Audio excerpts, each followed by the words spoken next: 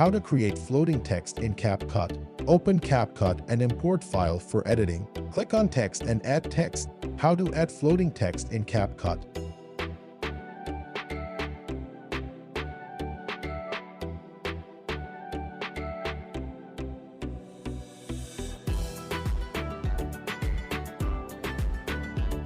Then change font style. You can see on screen. Same process apply on all text.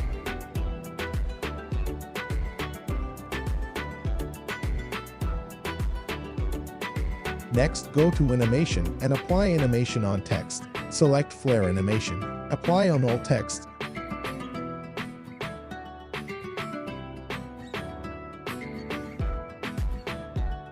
In the end, export the video. That's how you can create floating text in CapCut.